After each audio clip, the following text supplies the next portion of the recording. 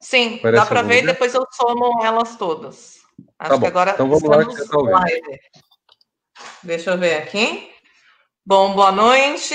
Todos estamos ao vivo, começando. Enquanto as pessoas entram, eu gostaria de agradecer ao professor Renato Giannini e ao professor Helder Gusso pela generosidade de participar dessa live de discussão hoje. A nossa proposta é bastante provocativa, falar sobre a educação em tempos de isolamento, com um subtítulo ousado de críticas sobre EAD, ensino emergencial, ou tudo isso é um tempo perdido. Essa discussão começou por meio de reflexões do próprio Facebook, com o professor Helder trazendo uma proposta que eu venho acompanhando, né, de discussão de dados sobre ensino emergencial remoto, e o professor Renato com toda a contribuição de discussão dele sobre tanto a educação básica quanto o ensino superior. E a gente achou que valeria a pena juntar todo mundo para conversar. Então, professor Renato Giannini, filósofo, ex-ministro da Educação, professor titular da USP na disciplina de Ética e Filosofia, professor emérito do Instituto de Altos Estudos, de Estudos Avançados, perdão, da USP também. Obrigada pela sua presença, professor. Muito obrigado. Então, boa noite a vocês, boa noite a quem nos acompanha. Obrigado pelo convite, pela organização, Larissa. E algumas considerações iniciais. Quer dizer, nós fomos colhidos de surpresa. Quer dizer, nós estamos numa situação de emergência. Emergência não é a mesma coisa que urgência. Urgência é uma coisa de muita pressa. Emergência é risco de morte. Então, é uma situação bastante grave essa que estamos vivendo. A chanceler, ou primeira-ministra da Alemanha, Angela Merkel, até comentou que é a pior situação que nós vivemos desde a Segunda Guerra Mundial. De fato, nós tivemos um século XXI até agora um tanto assustador, que começou com as Torres Gêmeas, passou pela quebra da econômica de 2008, com todos os impactos que teve, uma série de pandemias, eleições as mais esquisitas, com a saída da Grã-Bretanha da União Europeia. Quer dizer, é um século que está sendo difícil. Mas o mais difícil disso tudo tem sido essa pandemia, que levou praticamente a uma paralisação de um grande número de atividades no mundo, ao mesmo tempo que está causando grande número de mortes, sobretudo pela velocidade com que se contrai, com que se difunde o vírus. Mas eu não vou deter nesse assunto. O que interessa é qual o impacto disso para a educação básica, sobretudo. Nós podemos, só separando um pouquinho, o ensino superior também tem um impacto, também sofre um impacto. Num certo sentido, talvez a educação seja uma das áreas que mais consegue se manter numa situação dessas. Ao contrário, por exemplo, de uma situação de uma fábrica ou de uma outra situação em que você tem relações presenciais que se tornam perigosas para a vida das pessoas, na educação, graças aos recursos tecnológicos, você pode manter a atividade educativa em praticamente qualquer nível, mas com impactos bem diferentes. Na pós-graduação, por exemplo, você fazer o ensino à distância coloca muito menos problema. Quer dizer, você tem pessoas que já são maduras, já são socializadas, já vão prestar mais atenção. Quando você vai lidar com criança pequena, a coisa fica muito mais difícil. Quando houve a campanha eleitoral de 2018, e o candidato que acabou vencendo ofereceu o ensino à distância para alfabetizar as crianças, eu lembro que eu fiz uma declaração dizendo que achava isso um tanto quanto absurdo, até porque, além da necessidade de equipamento em casa, você teria que ter alguém vigiando a criança para ter certeza de que a criança de 5, 6, 7, 8 anos está realmente prestando atenção ao que passa no monitor, na televisão, e não se dispersando. Então, é uma fase muito mais difícil de você colocar à distância, até porque são os anos de socialização. São os anos em que a pessoa sai de casa, ela aprende que existe, além do irmão, o colega, além do pai, o professor, que existem adultos que não são, e crianças que não são da sua família. Isso é a abertura para o mundo. Esse é o grande papel da educação. Eu gosto de lembrar que educar vem do latim ex ducere, ex sendo de dentro para fora, ducere, em conduzir. Então, educar é conduzir de dentro para fora, o que quer dizer levar, abrir para o mundo. Em outras palavras, educar é abrir para o mundo. Como nós fazemos essa abertura para o mundo? De maneiras diferentes. Quer dizer, uma maneira diferente vai ser quando estamos lidando com crianças pequenas, ou mesmo adolescentes, outra vai ser quando estamos lidando com pessoas que já são adultas e têm muito mais autonomia para fazerem isso. Quer dizer, nós não vamos pensar em pôr uma criança de 7 anos para viajar sozinha. Vamos uma pessoa de 16, 18, 20, 20 e tanto, pode fazer isso, é outra situação, e acho que isso é muito paralelo ao que nós estamos lidando. Finalmente, queria dizer que não existe uma educação puramente presencial. Quer dizer, educação totalmente presencial seria uma educação que não tivesse nenhuma lição de casa, nenhuma leitura. Na hora que você tem que ler uma coisa em casa, na hora que te passa um livro, você está fazendo uma coisa fora da sala de aula. Então, a educação inteiramente presencial seria uma educação que estaria todinha na transmissão oral do professor ao aluno. Isso é raro. A partir de um certo momento, o aluno lê. A grande diferença, estou sendo um pouco provocador nesse caso, do EAD em relação à educação presencial, é que ele não lida só com livro, ele vai lidar com imagens. E você está lidando com pessoas que têm cada vez menos paciência para a leitura, para o tempo demorado, e vão querer, e as pessoas vão querer comunicações bem curtas, bem rápidas. Esse é um primeiro ponto que eu queria dizer. Então, para não ficarmos com abismo, temos estamos num Flamengo Fluminense fatal, não é isso? Ou num Brasil Argentina. Então, a outra coisa que queria dizer é, nós estamos numa situação de emergência, repetindo isso. Nós não estamos pensando no que é o ideal. Não se trata agora da gente discutir como seria a melhor educação se dispuséssemos de muito dinheiro, se dispuséssemos de muito tempo, de anos à frente para preparar. Nós fomos escolhidos surpresa e da noite para o dia tiveram muitos estabelecimentos, muitas escolas, teve todo mundo que rever sua forma de vida. Quer dizer, assim como quem tem um negócio teve, eventualmente, de um dia para o outro, que reformular seu negócio e, às vezes, até mesmo fechá-lo, na escola, na educação, as pessoas tiveram que reformular, que aprender muito rapidamente a se comunicar de outra maneira. Existe a maneira mais simples, que então, é o remoto, que é você dar a aula praticamente igual, mas você usa um desses aplicativos como esse que estamos utilizando, ou muitos outros, para transmitir a aula mais ou menos tal e qual para os seus alunos. Essa é uma hipótese que está sendo utilizada com mais ou com menos êxito, mas dentro das possibilidades. Então, nós não estamos aqui falando, me parece, do que seria o ideal, e não estamos também pensando numa situação de um país cheio de dinheiro. Eu fui ministro da Educação em 2015, foi uma fase terrível, porque Dilma acabava de ser reeleita, com promessas grandes, que ela não podia cumprir porque sumiu o dinheiro, acabou o dinheiro. E foi terrível porque a sociedade não acreditava que tinha acabado o dinheiro.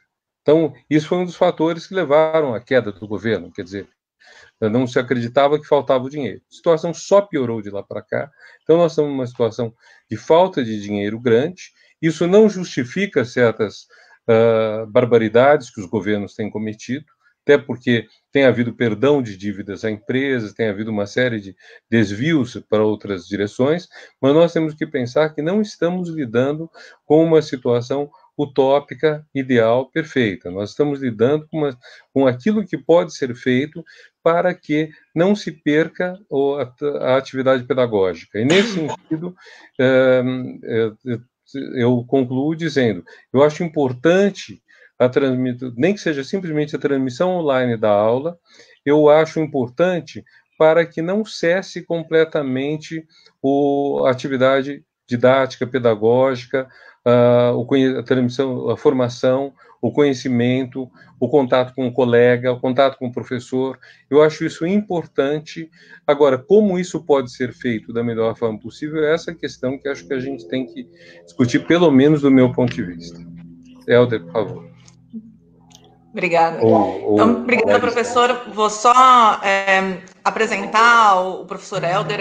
A gente vinha discutindo já antes de começar a live uma série de pontos. A discussão estava bastante rica. Eu devia ter gravado a primeira parte também para fazer um making-off. A ideia é que a gente tivesse, então, visões complementares e muitas vezes diferentes em relação ao que a gente precisa para a educação nesse momento. Acho que um ponto convergente de todos nós aqui, e acho que de muitos colegas, é que a gente não vai ter o ideal.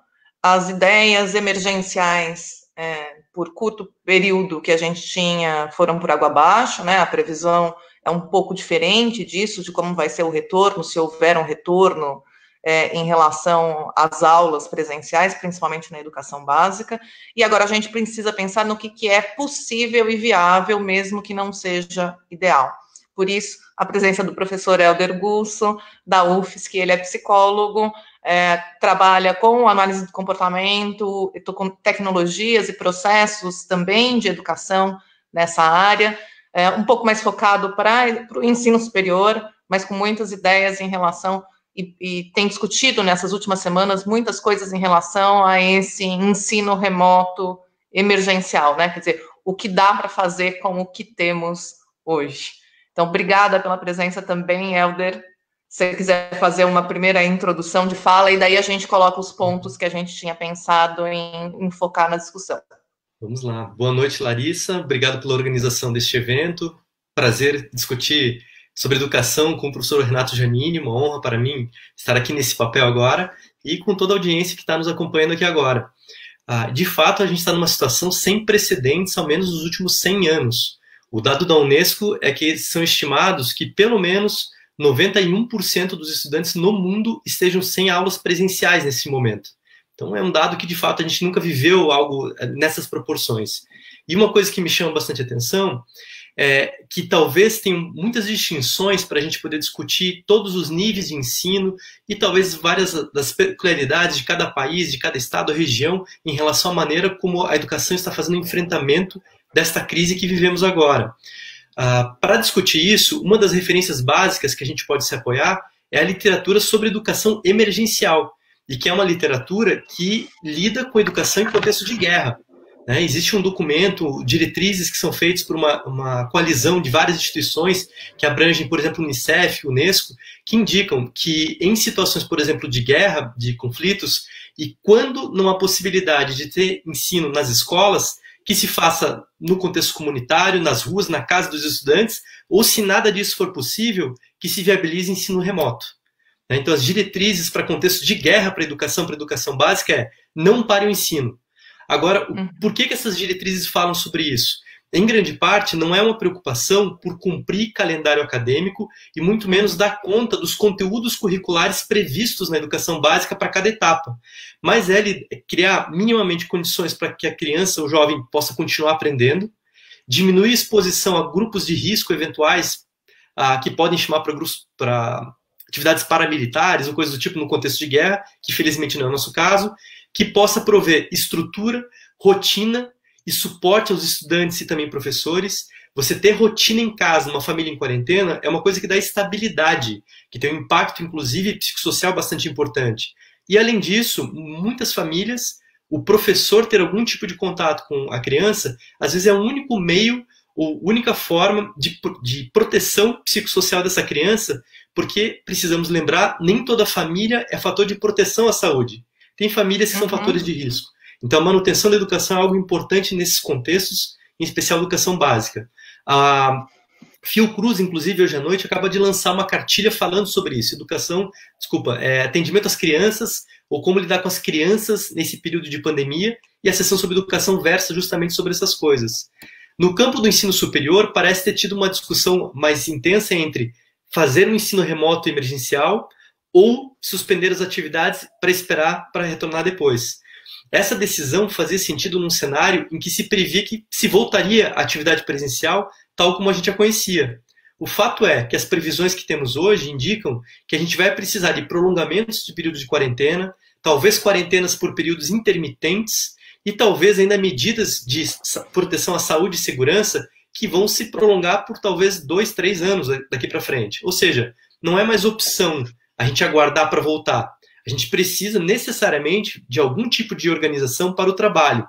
A questão central, que me parece para o ensino superior, que está em jogo é de que maneira a gente volta, né? De maneira improvisada, ao extremo, largando ao professor que ele se vire, para que crie condições para isso, e os alunos para que se virem, sendo que a realidade brasileira é que muitos alunos não têm condições de poder viabilizar acesso remoto, online, para poder acompanhar atividades de ensino. E, por lado dos professores, muitos professores não têm formação para poder lidar com os recursos online e para lidar mesmo com concepções de ensino que viabilizem, de fato, promover aprendizagens no nível superior. Hoje, a gente já tem a imensa maior parte dos professores nível superior no país com mestrado e doutorado, mas, infelizmente, a realidade é que os programas de pós-graduação tipicamente não formam professores de nível superior como deveriam formar. Então, para muitos profissionais que são cientistas formados, bem qualificados, a experiência ou formação docente não possibilita lidar com uma maneira menos improvisada para a situação de crise. E aí, o que me parece importante é a organização de caminhos para que, tanto em termos de políticas públicas, quanto as instituições universitárias, quanto professores, possam estabelecer um ensino de fato de qualidade. Obrigada, Helder, pelas colocações iniciais. Bom, eu vou me apresentar também para quem não me conhece. Eu sou Larissa Zejo, sou psicóloga, sou neurocientista e trabalho especificamente nos últimos anos com a importância da interação social e dos aspectos de desenvolvimento emocional como fatores de proteção para a saúde mental. Então, acho que tem tudo a ver com o momento de... Eu não gosto, inclusive, do termo distanciamento social, né? O que a gente faz não é um distanciamento social, o que a gente está fazendo durante a pandemia é um distanciamento físico. Eu acho que esse termo deveria ser também substituído por uma série de outros impactos que a gente pode falar sobre os aspectos psicológicos. Eu acho que a nossa discussão hoje gira em torno de 3 grandes pontos, né? Principalmente. A questão de como viabilizar se a educação não pode parar. E se a gente não tem um cenário ideal, então a gente tem que pensar no que é viável e possível, quais são os 3 grandes fatores que a gente precisa refletir para tentar propor soluções ou ideias e caminhos para viabilizar essa educação possível. Um primeiro ponto é uma dificuldade de acesso à tecnologia, né, aos gadgets em si, telefone, computador, notebook, tablet, etc., e a internet, para poder fazer esse ensino remoto. Como o Helder disse, a gente está numa situação emergencial, mas não de guerra, então a possibilidade de ensino comunitário desaparece, né? A gente precisa manter um distanciamento físico, então isso vai ter que ser remoto via tecnologia mesmo, algum tipo de tecnologia. Um segundo ponto é o acesso à mediação necessária para que a educação aconteça, tanto em questão da infraestrutura dos professores, né, de formação, até de utilização dos aplicativos e tecnologia, mas também de formação de lógica do ensino nesse momento remoto, então para não virar só videoaula de aula expositiva e o qual impacto isso seria, mas também a mediação das crianças menores, quando a gente pensa na educação infantil e na educação básica, no ensino infantil e na educação básica, de que, na maior parte das vezes, as crianças não conseguem seguir as atividades sozinhas e a gente tem os problemas relacionados à sobrecarga do trabalho da mulher, a necessidade da mediação direta de um outro humano ali com a criança para fazer essas atividades, e o problema que isso acarreta com, enfim, sobrecarga de home office, trabalhos domésticos e necessidade da mulher fazer tudo isso. Acho que essa também é uma questão importante. E um terceiro ponto, que eu acho que eu vou puxar a sardinha para o meu lado, um pouquinho mais tarde na discussão, que é a questão sobre o acesso da saúde mental para dar conta, né, da saúde mental e funcionamento cognitivo para dar conta de fazer um ensino remoto mediado por tecnologia. Né? A gente sabe que existem uma série de impactos que o isolamento social, que o confinamento em espaços, né, o confinamento em casa produzem, e que a preocupação sobre incertezas, ou a forma de lidar com incertezas também produz impactos em relação à capacidade cognitiva do indivíduo e à saúde mental do indivíduo. Então, imaginar que os alunos, os estudantes de qualquer nível, do ensino infantil ao ensino superior estão nas mesmas condições cognitivas e mentais para aprender, neste momento de isolamento, é ilusório, né? Então, acho que esses são os 3 grandes pontos. Só para a gente situar os dados, eu passar a palavra para os professores começarem a discussão, hoje a gente passou a marca de 4 milhões de casos de Covid no mundo. Passamos no período da tarde essa marca, lembrando de todas as subnotificações e problemas, né, em relação à identificação de casos. Mais de 275 mil mortos no mundo. No Brasil, 141 mil casos confirmados e 9.700 mortos, com a nossa realidade, os cientistas prevendo e modelando e mostrando que a gente deve estar com algo entre 8 e 10 vezes menos notificação do que o que está acontecendo. Então, a gente fala de uma pandemia que afeta 91% dos estudantes sem acesso presencial à escola, a gente fala de uma pandemia que afeta a vida de pessoas ao redor do mundo e próximas a nós, né? Então, muitos têm parentes, amigos, familiares muito próximos, ou que faleceram, ou que estão internados. Então, a gente tem uma condição complexa no Brasil, que tem escalado nesta última semana, né? Então, agora talvez as pessoas entendam o efeito de progressão geométrica e por que isso era tão perigoso quando a gente tinha meia dúzia de casos, só e nenhuma morte. A gente tem 600 mortes por dia nos últimos 3 dias, e a gente tende a isso a piorar. Então, assim, esse é um cenário com impacto econômico significativo, então muitas pessoas perdendo emprego, com redução de salário ou com suspensão de contrato de trabalho, em confinamento, com essa quantidade de mortes, com essa quantidade de internações e tendo que lidar dentro de tudo isso também com a rotina e o trabalho, tanto o ensino quanto o processo de aprendizagem em si, né? Então, acho que a gente precisa entender esse cenário. O Helder adiantou, mas a perspectiva que a gente tinha há alguns meses, que a maioria das pessoas tinha alguns meses atrás, eu era do time das pessimistas, que já avaliava a curva, como ia acontecer ao longo dos próximos meses e anos, mas a perspectiva que a gente tinha é que seria um isolamento, um lockdown breve, de 2, 3 meses, não se consolida, e provavelmente a gente vai ter, pelos próximos 18 a 24 meses, quarentenas intermitentes. Não é que todo mundo não entra em desespero, né? Ninguém vai ficar trancado por 18 meses consecutivos, mas muito provavelmente a forma de abertura das relações será diferente. Então, o impacto na educação, o impacto na economia e na nossa vida ao longo dos próximos 18 meses vai ter períodos de abertura e fechamento, o que nos faz ter que ter uma reflexão mais emergencial sobre o que a gente vai fazer, dentre outras coisas, com o ensino.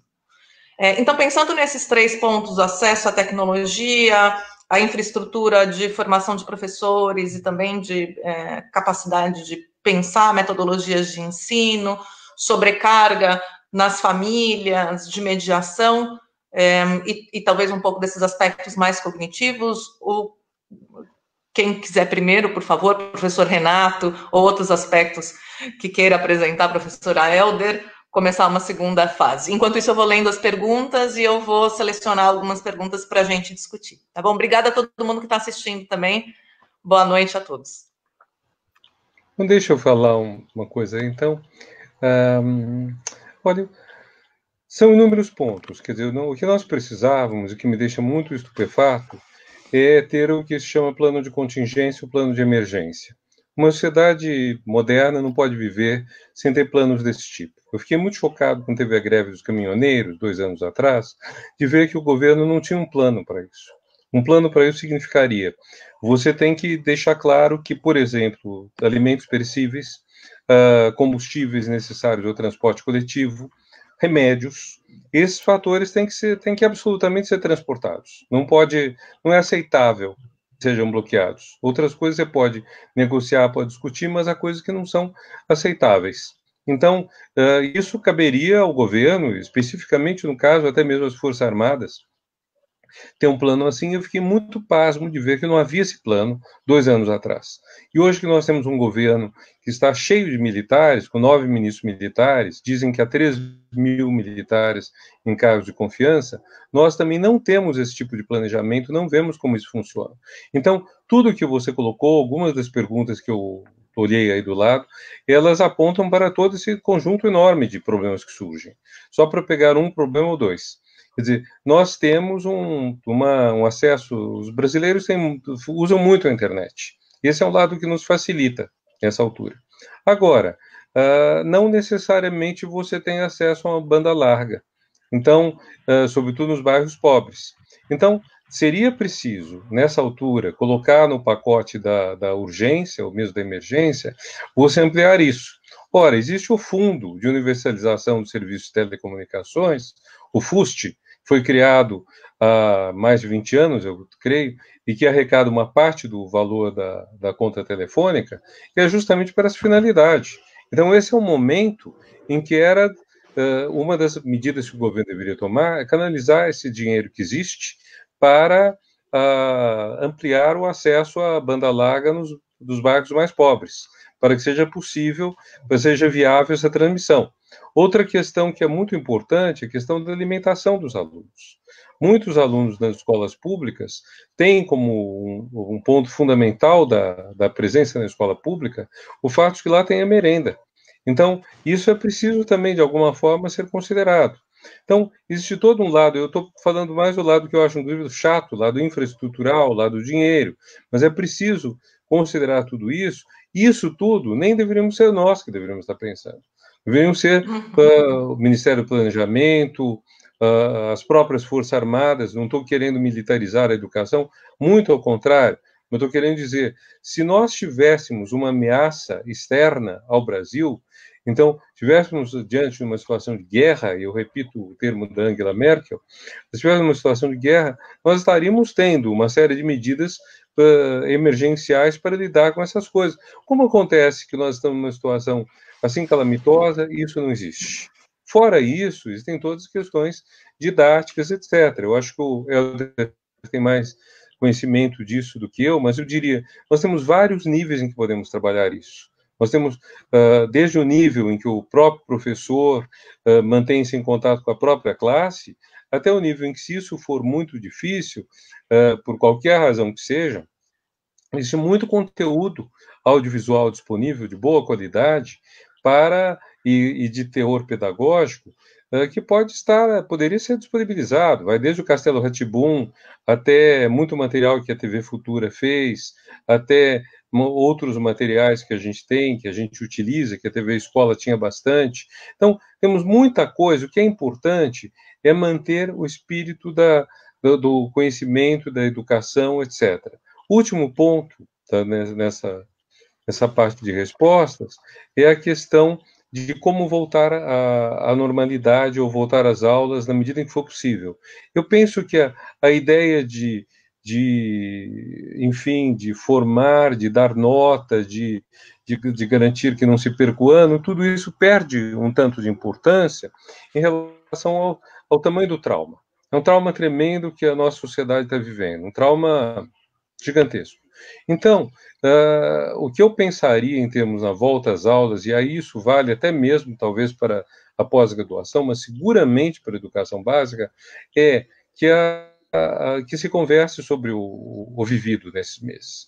Que se converse muito, que seja uma questão crucial a ser colocada, que os professores sejam formados para isso, sejam orientados para isso, que os alunos tenham na escola um espaço de acolhimento para todos os dramas que eles tiverem vivido, para todos os problemas, que eles possam colocar isso na escola e que a escola seja um lugar de acolhimento. Esse é um ponto que me parece fundamental quando a gente pensa na escola. A escola tem que acolher as pessoas na sua diversidade. E essa diversidade é muito grande, ela passa por tudo que é possível. Então, quando nós temos essa situação de choque, em que eu tenho amigos que estão recebendo, estão além do período de aula, estão atendendo alunos online, porque esses alunos estão traumatizados, alunos adultos, imagina a criança. Então, eu pensaria nisso como um ponto importante para, pelo menos, o primeiro retorno. Se houver essas idas e vindas que vocês dois colocaram, é importante que a escola seja apta, em cada momento desses, a acolher, a dialogar, a fazer que as pessoas consigam colocar os sentimentos dela para fora. Uhum. Acho perfeita a fala, professor. Obrigada. Helder, tem uma das perguntas que eu acho que pode dar um início para a discussão que a gente tinha feito antes, que é a questão tanto da formação dos professores, né, para estarem aptos para lidar com isso, quanto os professores da universidade, e uma pergunta meio complementar, e como é que fica a diversidade dos alunos em relação a alunos com deficiências ou com necessidades educacionais especiais nesse contexto. Eu acho que talvez por conta dessas perguntas seria bacana falar um pouco o que é EAD, os diferentes tipos, né, de ensino remoto, massivo, e etc., a questão da metodologia do ensino, como é que a gente olha um pouquinho tudo isso? Eu acho que, se você quiser começar por aí ou por outro caminho, por favor. Vou pegar um gancho na fala do professor Renato, depois chegamos aqui. A fala do professor Renato acho que destaca de maneira muito clara que a educação não é uma ilha, né? Você não tem a vida em sociedade e a educação em outro lugar. Se a gente não tiver políticas públicas que de fato sejam promotoras de condições para ensinar e para aprender, tanto mais difícil para todos nós. Só para fazer um paralelo, né? Tem alguns países, o caso da China, que foi onde começou essa pandemia, eles fizeram ampliação do acesso à internet para que atingisse áreas rurais que não tinham conectividade antes, disponibilizaram equipamentos e aumentaram a infraestrutura tecnológica para suportar um uso agora mais massivo das suas redes. Ou seja, se querem viabilizar ensino remoto online em especial, a gente precisa de infraestrutura, é uma condição básica para trabalhar. Agora, parte das questões que você traz, que alguém encaminhou, Larissa, por exemplo, vou pegar 2 exemplos, né? Imagine uma família que tenha uma criança com deficiência, que precisa de um apoio, um suporte mais especializado ainda para poder viabilizar condições de ensino adequadas para a sua aprendizagem, ou uma família que o pai ou mãe, ou o próprio jovem ou adulto, no caso dos universitários, tenha sido demitido e que seja em condições difíceis de vida nesse momento, em que condições a gente coloca essas pessoas para viabilizar a aprendizagem, né? Então, nesse sentido, o destaque que eu queria fazer é, quando a gente vai falar de um ensino emergencial, que é o que a gente está vivendo aqui agora, a prioridade máxima não é necessariamente o conteúdo curricular.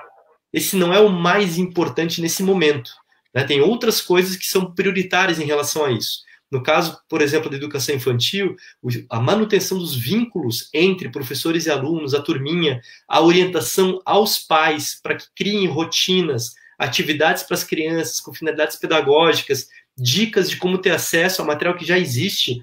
A gente fala de ensino à distância, mas vamos lembrar que ensino à distância online começa recentemente. Temos aí 40, 50 anos de história. A etapa anterior da educação à distância era pela televisão, né? Quantos programas educativos são capazes de poder potencializar a aprendizagem de uma educação infantil?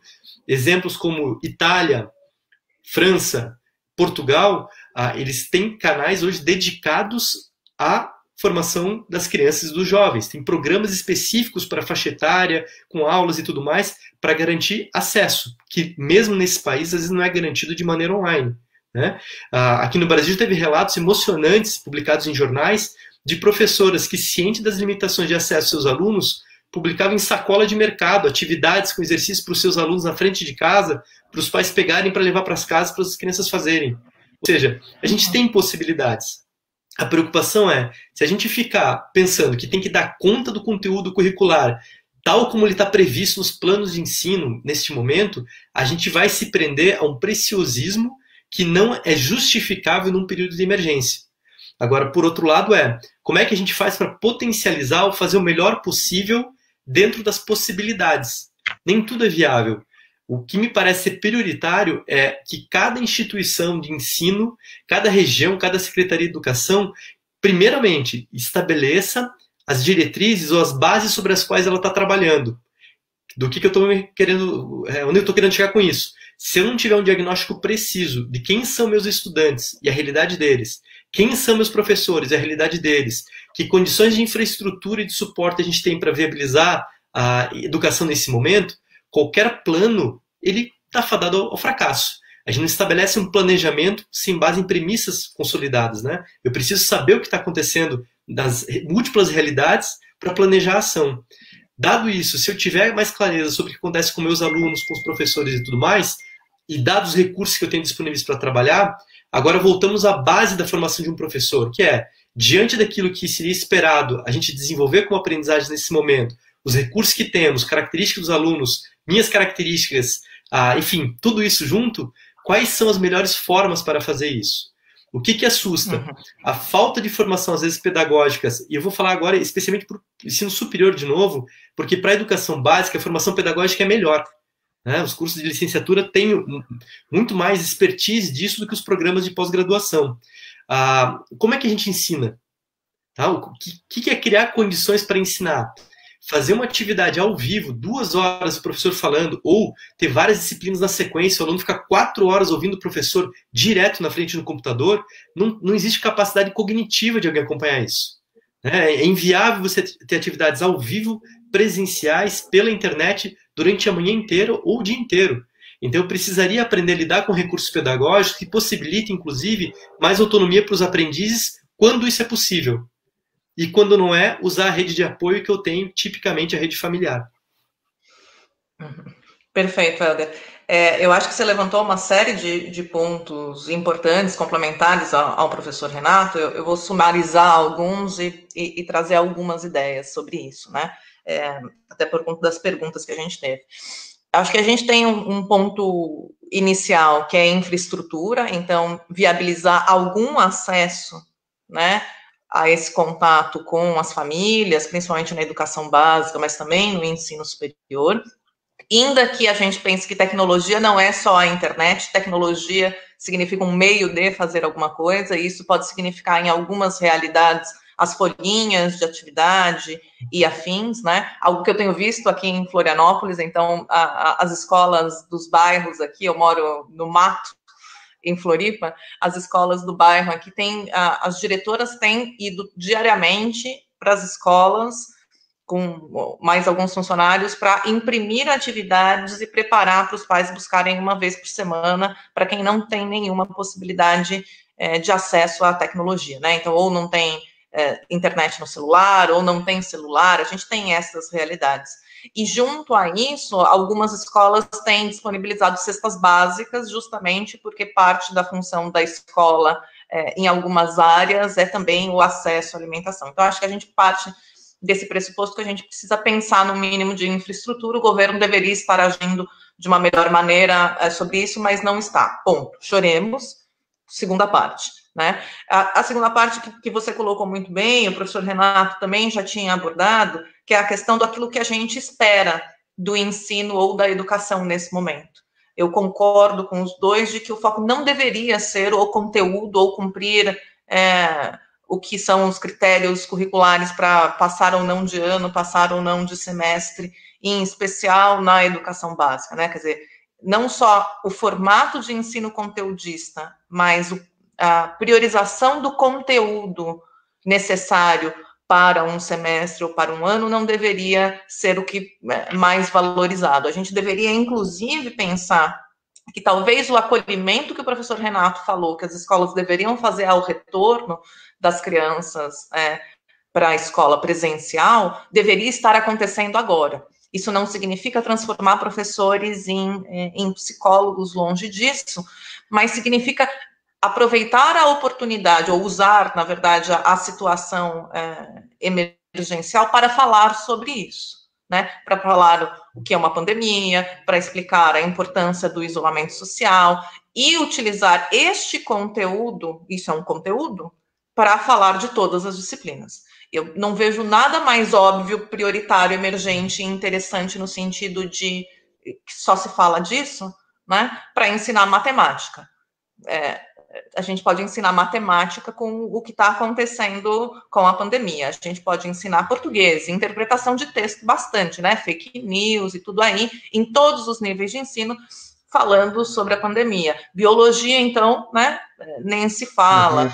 História, geografia, todas essas questões, se a gente pensasse numa metodologia de ensino mais voltada ao aluno ser sujeito ativo e não aulas expositivas em todos os níveis, talvez a gente pudesse usar isso para que as crianças, adolescentes e adultos e as famílias entendessem melhor o que está acontecendo, pudessem tomar ações melhores sociais, inclusive não sair na rua, né, sem máscara ou sem nada, e se colocar em risco.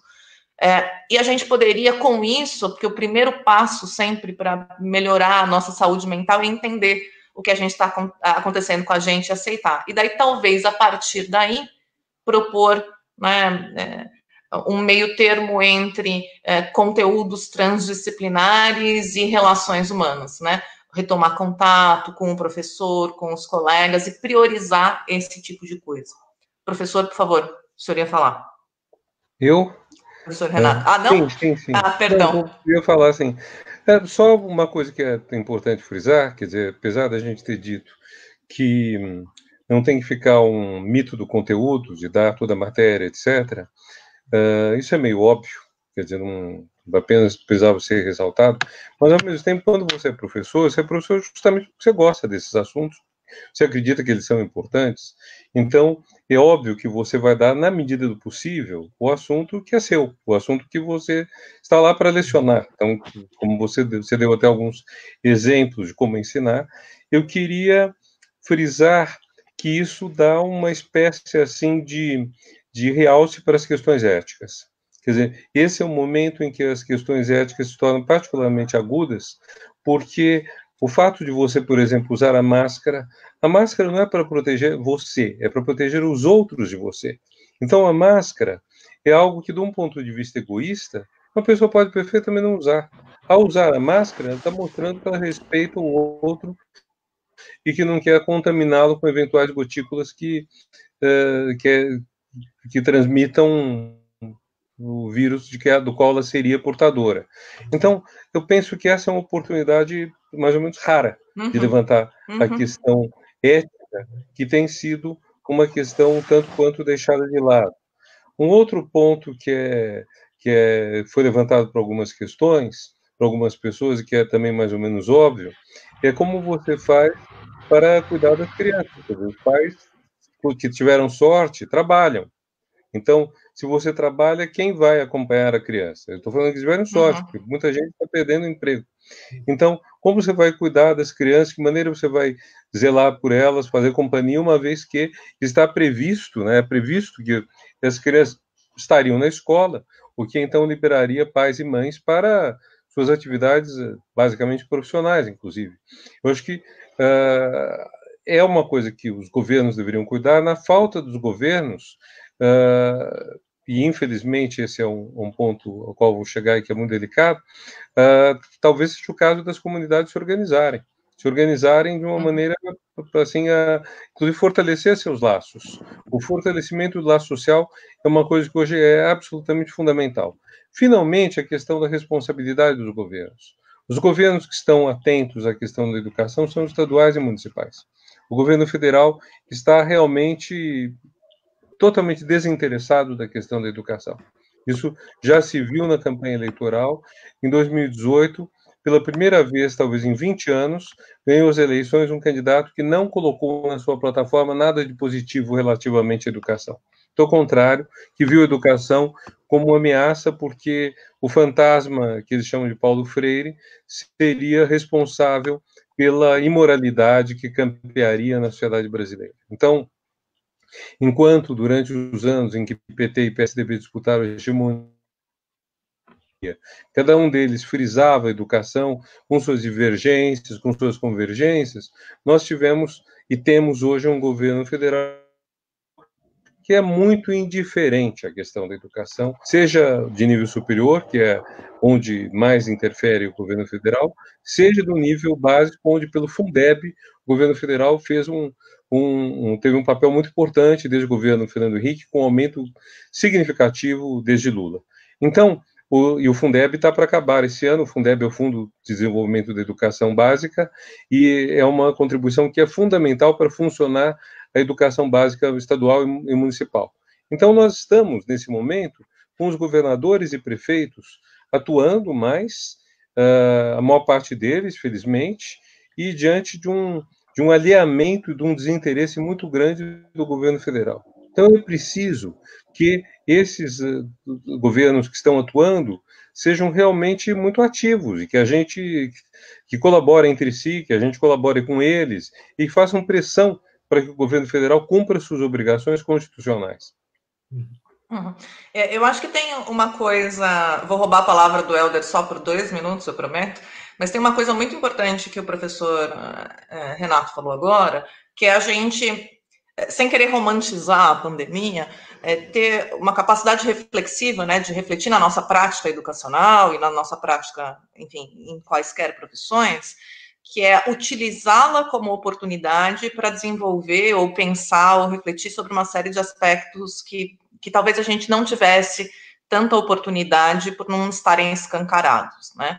Ética, eu acho que concordo plenamente que é um dos primordiais. Eu acho que toda reflexão sobre laços sociais, laços familiares, prioridades em relação aos afetos e à família, a importância de a gente ter um pouquinho mais de alfabetização emocional, entender o que a gente está sentindo, como a gente regula o que a gente está sentindo, como é que a gente lida com desafios, né? Aprender a resolver problemas, e problemas aqui de vários tipos, né? Inclusive os professores se juntando para pensar em como resolver problemas em conjunto, as crianças utilizando esta realidade para também propor soluções de como aprender nesta situação, problema. Eu acho que a gente teria tanta oportunidade para trabalhar aspectos que são importantes para aquilo que eu, enfim, considero como o conceito maior de educação, que não é o conteúdo da matemática, do português, da geografia, né, que é descontextualizado, mas é um tipo de leitura de mundo que te ajuda a agir no mundo, né, e ser um ser, enfim, mais pleno de desenvolvimento. Eu acho que independe se a gente está falando de educação básica ou ensino superior, uma das qualidades que se pensa para o profissional do século XXI, né, para o estudante do século XXI, é saber lidar com si, com os outros e resolver problemas. Isso é mais importante hoje do que a formação técnica dele. Quer dizer, não sou eu que falo, a gente tem relatórios mundiais que mostram isso. E apesar de, ironicamente, este ano, né, o BNCC, as leis de diretrizes e as diretrizes da educação nacional, da educação básica, proporem as habilidades socioemocionais como uma dos conteúdos transversais, e a gente ter essa oportunidade de bandeja, né, neste ano, eu não vejo nada sendo pensado nesse sentido de uma maneira estruturada pelos governos, sejam federais, estaduais e etc. Né? Então, acho que tem essa falta de aproveitar oportunidades para se discutir o que é educação em última instância, faz um prejuízo grande do que a gente pode pensar em termos de praxis da educação, e não da tecnologia e da infraestrutura. Perdão, Helder, roubei você primeiro. Ressaltar a fala de vocês, indo na mesma direção, a educação não prepara as pessoas para lidar com a escola, né? A função das escolas, das universidades, é preparar as pessoas para lidar com a vida e com necessidades da própria sociedade lá fora. E aí, assim, nada mais freiriano, né? Vou retomar aqui Paulo Freire, que já foi citado, do que botar as coisas em contexto. Então, de fato, o exemplo que a Larissa trouxe de discutir a própria questão da pandemia, dos modos de vida, da necessidade de desenvolver habilidades básicas de estudo, de rotina, de organização do ambiente em casa para poder viabilizar a aprendizagem, enfim, tem tantas coisas tão básicas que seriam importantes serem ensinadas nesse momento que isso é crucial.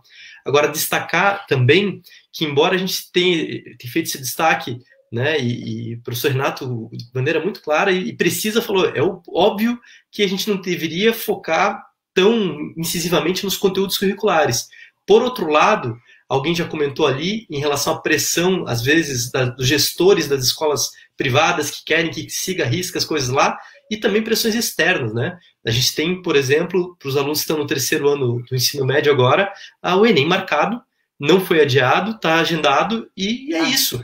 Vai ser cobrado, aprendeu, não aprendeu, dane-se, quem teve acesso à educação, teve computador, condição de conectividade, assistiu aula online, aprendeu, teve acesso, quem não teve, dane-se, né?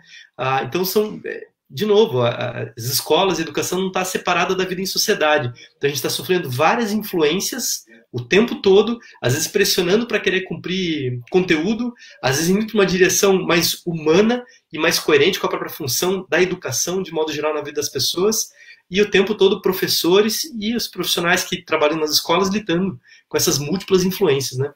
E, no fim das contas, talvez não, com certeza, o mais prejudicado, as crianças e os jovens que deveriam estar aprendendo. Eu acho que a gente está quase. Eu queria só fazer uma citação de. Oh, perdão, professor. Eu queria só fazer uma citação em relação ao acesso a alguma tecnologia, para lembrar que, além da gente ter claro, tem restrição ao acesso à internet, celulares, smartphones, computadores, mas não é a única forma de a gente fazer ensino remoto, né? Quer dizer, a TV é algo que é concessão do Estado.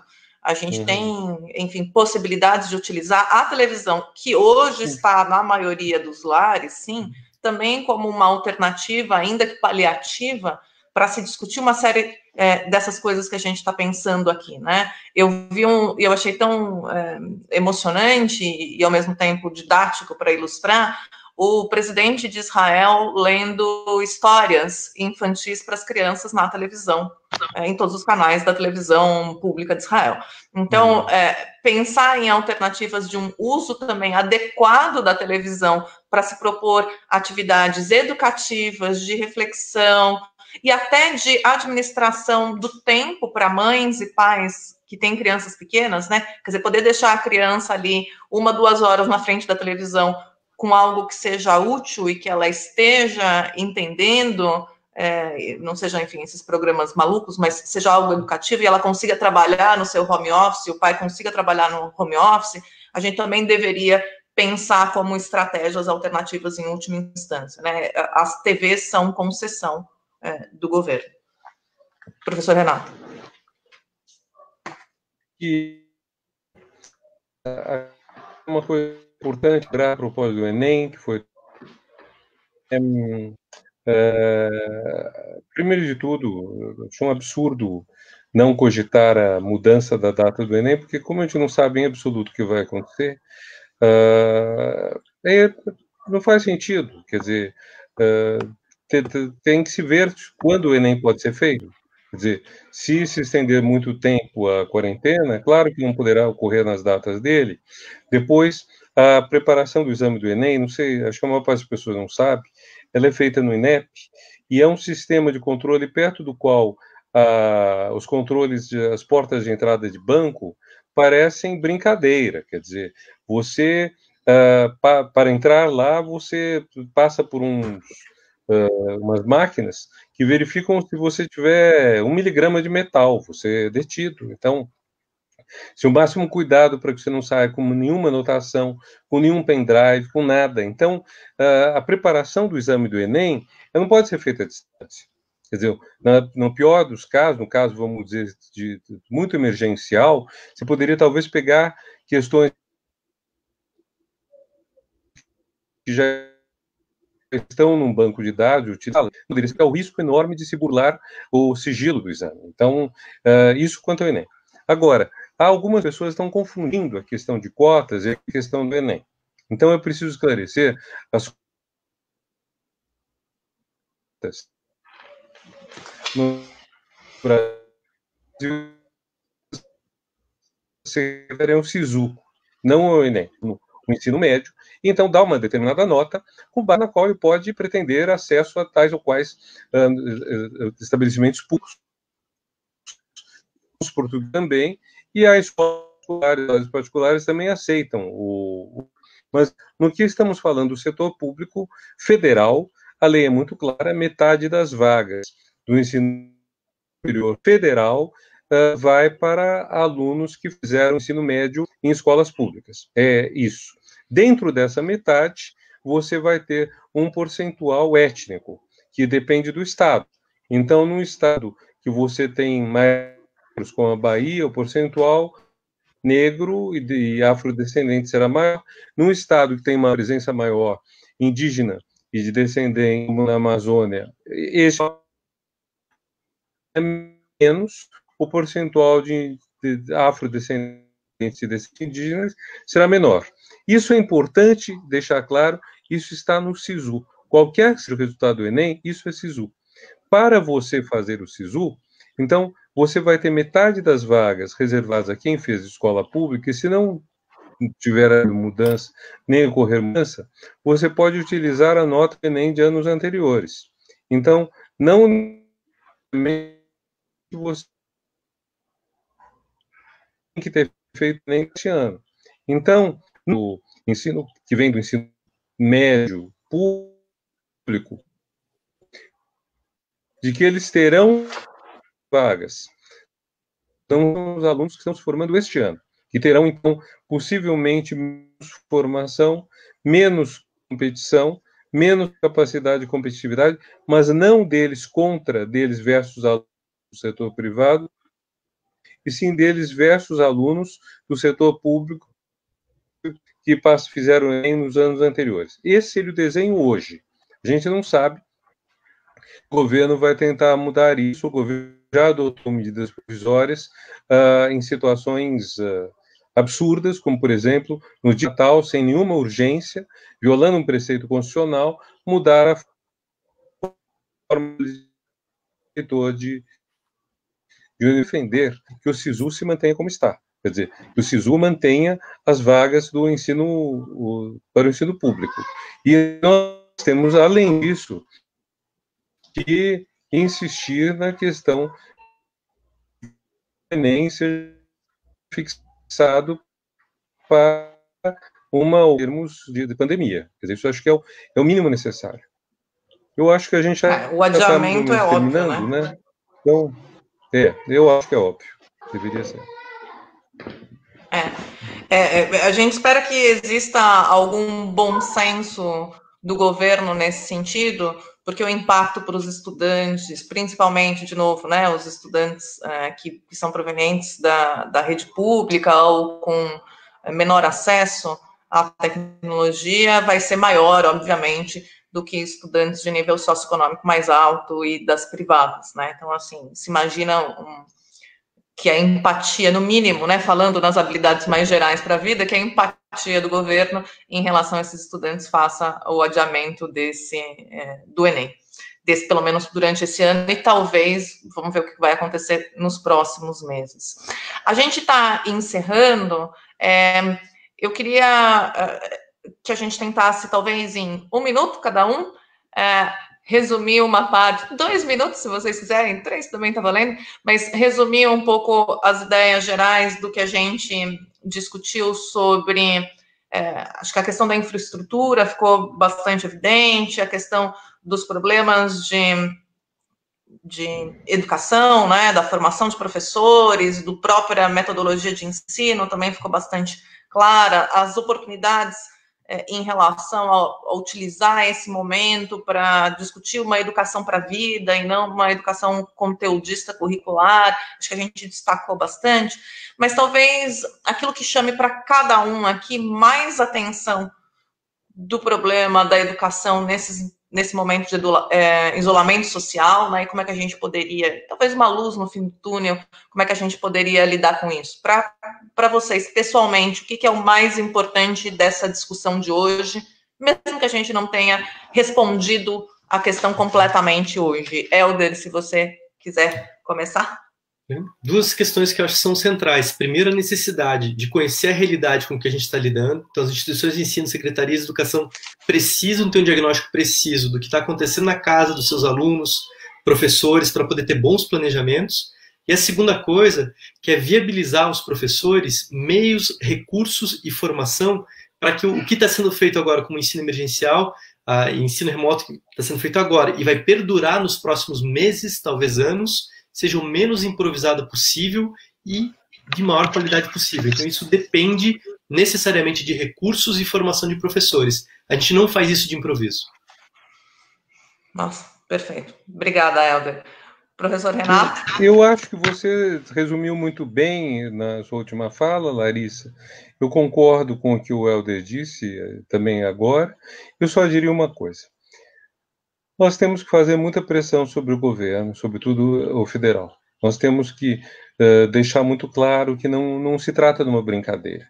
Não é uma situação que está pouca coisa em jogo. Está em jogo o futuro do Brasil, está em jogo o sentido do país, está em jogo o futuro de muitas crianças, assim como muitas pessoas estão morrendo e possivelmente muita gente vai morrer ainda, e talvez mais entre os mais pobres.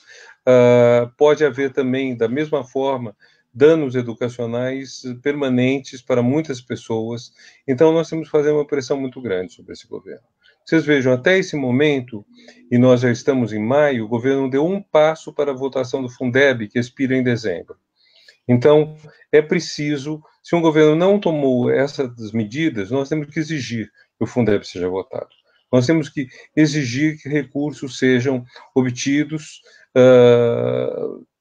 pelo governo para que seja possível fazer a manutenção desse mínimo que falamos, quer dizer, que inclui acesso, banda larga, equipamento, saúde das pessoas, alimentação. Então, é preciso para isso uma atuação muito grande nossa. Nossa, estou falando todos nós, não nós três. Todos nós, o Brasil inteiro, precisa cobrar isso, porque, infelizmente, não é um assunto que esteja chamando a atenção do governo federal. Então, eu acho que foi muito boa a nossa conversa, e eu terminaria com esse ponto. Obrigada, professor Renato. Para mim foi muito interessante essa discussão e muito construtiva. Eu acho que a gente consegue, com isso, né, compor com a febre de lives que acontecem, mas falando sobre talvez um assunto ainda um pouco menos discutido, que é o que a gente vai fazer com a educação. Eu acho que a conclusão da nossa discussão de hoje se refere de que a educação não pode parar, né? A gente talvez não siga no ideal, nem num modelo metodológico e estruturado como seria o EAD clássico, né? Aquele EAD discutido na literatura, mas que a gente precisa fazer algum... Quer dizer, o tempo perdido não é, perdido será se não tivermos a educação continuando. A gente precisa fazer algum tipo de ensino remoto emergencial, talvez menos focado em conteúdo, mais focado em desenvolvimento para a vida e ações.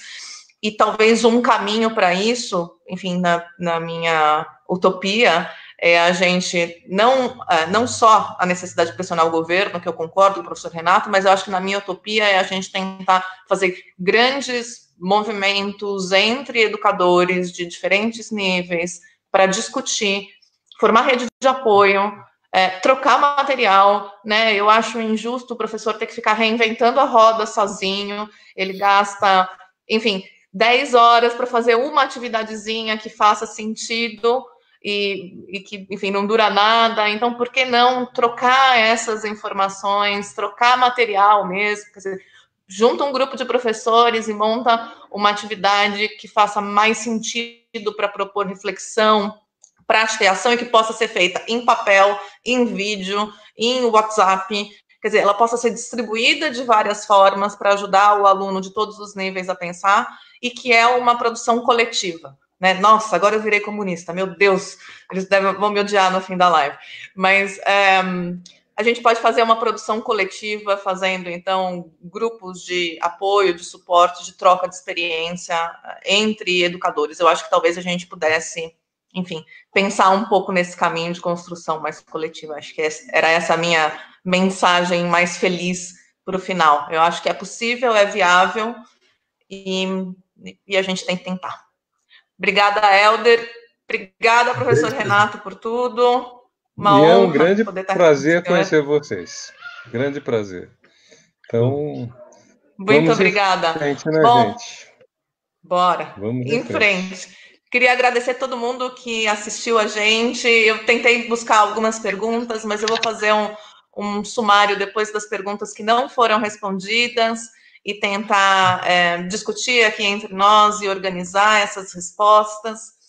Obrigada pela atenção de todo mundo, compartilhem a discussão e vamos também pensar em propostas de ação. Eu sei que muitos aqui que estão comentando são educadores. Quem sabe você pode começar com um grupo da sua própria escola ou da sua vizinhança, essas redes de apoio entre professores. Obrigada a todos. Vamos fechar por hora. Um abraço, então, para todos. Uma boa noite. Um abraço, uma boa Boa noite. noite.